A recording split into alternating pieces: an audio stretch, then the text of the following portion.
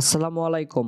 আজকের এই ভিডিওতে আমরা দেখব কম্পিউটারে কিভাবে একটি ড্রাইভ থেকে পার্টিশনের মাধ্যমে একাধিক ড্রাইভ তৈরি করা যায়। এই পদ্ধতিতে একটি এক্সিস্টিং ড্রাইভ থেকে কিছু নির্দিষ্ট পরিমাণের স্টোরেজ নিয়ে নতুন একটি ড্রাইভ তৈরি করা হয়। ফলে আমরা নতুন তৈরিকৃত ড্রাইভটি আমাদের প্রয়োজন অনুযায়ী ইচ্ছামতো ব্যবহার করতে পারি। এতে কোনো ধরনের ডাটা লসের কোনো সম্ভাবনাই থাকে না।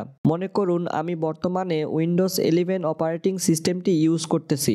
আমি যদি চাই আমার পিসিতে উইন্ডোজ 10 এই অপারেটিং সিস্টেমটি ইনস্টল করব, তাহলে সবচেয়ে ভালো হয় কোনো একটি নির্দিষ্ট ড্রাইভে সেই উইন্ডোজ 10 ইনস্টল দেওয়া। কেননা আমি যদি আমার পিসির এক্সিস্টিং সি ড্রাইভ বা ডি ড্রাইভে উইন্ডোজ 10 ইনস্টল দেই, তাহলে কিন্তু ওই ড্রাইভটি ফরম্যাট হয়ে যাবে এবং ওই ড্রাইভে থাকা অন্যান্য সকল ডাটাও কিন্তু ডিলিট হয়ে যাবে। এই কারণেই আমি যদি চাই যে নতুন একটি অপারেটিং সিস্টেম ইনস্টল দিব, তাহলে কিন্তু অবশ্যই আমাকে পার্টিশনের মাধ্যমে নতুন একটি ড্রাইভ তৈরি করে সেই ড্রাইভে ইনস্টল করতে হবে। তাহলেই কেবল আমার পিসিতে থাকা অন্যান্য ডাটার কোনো ক্ষতি হবে না। এইরকমভাবে পার্টিশনের মাধ্যমে নতুন একটি ড্রাইভ তৈরি করার জন্য প্রথমে আপনাকে ফাইল ম্যানেজারে চলে আসতে হবে। আসার পরে এখানে দিস পিসিতে একটি ক্লিক করার পরে দিস পিসিতে আবার রাইট ক্লিক করব। রাইট ক্লিক করলে এখানে অনেকগুলো অপশান আসবে। এখান থেকে শো মোর অপশানে ক্লিক করব। তারপরে ম্যানেজ এই অপশানে ক্লিক করব। তাহলে আমার ডিস্ক ম্যানেজমেন্টটি ওপেন হবে। এখান থেকে এটা একটু বড় করে নিই। এখন দেখুন পাশেই ডিস্ক ম্যানেজমেন্ট লেখা আছে।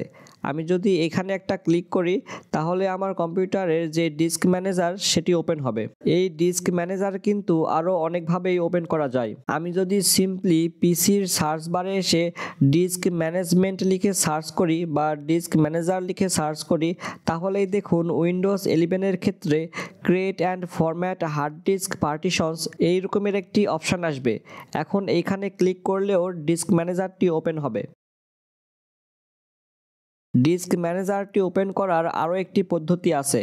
আমি যদি কিবোর্ড থেকে উইন্ডোজ এবং আর বাটনটি প্রেস করি, তাহলে আমার রান ডায়ালগ বক্সটি ওপেন হবে। অথবা আমি পিসির সার্চ বারে গিয়ে রান লিখে সার্চ করলেও এই রান ডায়ালগ বক্সটি পেয়ে যাব। এখন এখানে লিখতে হবে ডিস্ক mgmt.msc।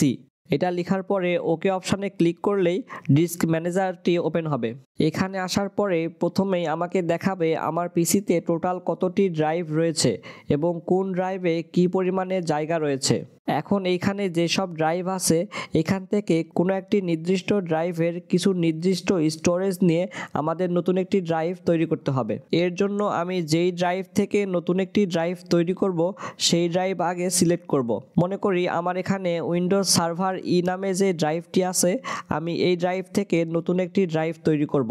এই কারণে প্রথমেই এই ড্রাইভটি সিলেক্ট করে একটি রাইট ক্লিক করব। তারপরে এখানে যে অপশানগুলো আসবে, এখান থেকে শ্রিঙ্ক ভলিউম এই অপশানটিতে ক্লিক করব।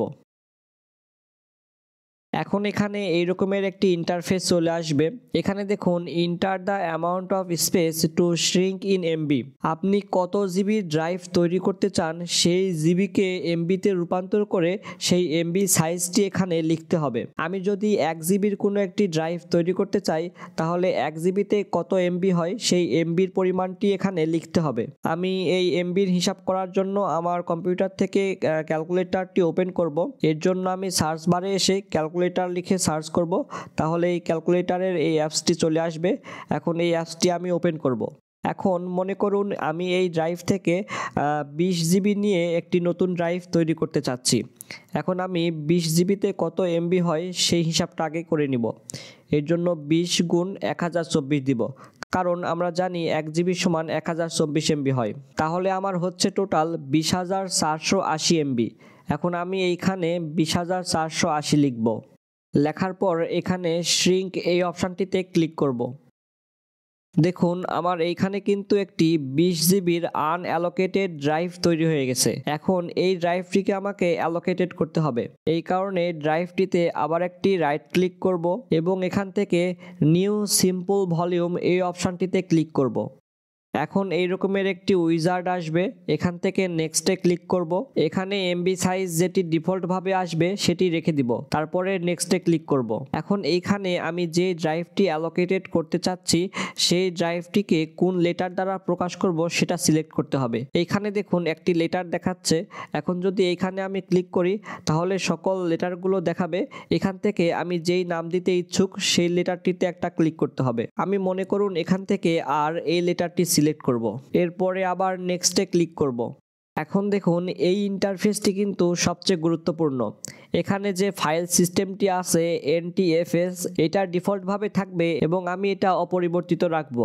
রাখার পরে ভলিউম লেভেল দেখুন এইখানে নিউ ভলিউম লেখা আছে। এখন আমি যে ড্রাইভটি তৈরি করতেছি সেই ড্রাইভটির নাম যদি আমি নিউ ভলিউমই দেখতে চাই তাহলে এখান থেকে কোনো কিছু পরিবর্তন করব না। কিন্তু আমি যদি চাই আমার ড্রাইভটির নাম চেঞ্জ করতে তাহলে কিন্তু এখান থেকে আমি সেটা করতে পারবো। আমি এখানে নিউ ভলিউম এই লেখাটি পরিবর্তন করে রনি লিখব। লেখার পরে নেক্সটে ক্লিক করব, এরপরে ফিনিশে ক্লিক করব। তাহলেই দেখুন এই আনঅ্যালোকেটেড ফাইলটির নাম রনি আর এইরকমভাবে দেখাবে। এখন আমি যদি আমার পিসির ফাইল ম্যানেজারটিতে প্রবেশ করি তাহলেই দেখুন এইখানে 20 জিবির মতো জায়গা নিয়ে রনি নামের একটি নতুন ড্রাইভ তৈরি হয়ে গেছে। এখন চাইলে আমার এই ড্রাইভটি আমি প্রয়োজন অনুযায়ী যেমন ইচ্ছা তেমনভাবে ব্যবহার করতে পারবো। আজকের ভিডিওটি এই পর্যন্তই। ভিডিওটি যদি ভালো লাগে তাহলে ভিডিওতে একটি লাইক করবেন এবং আমাদের এই ইউটিউব চ্যানেলটি সাবস্ক্রাইব করে সাথেই থাকবেন। এতক্ষণ সাথে থাকার জন্য সবাইকে ধন্যবাদ।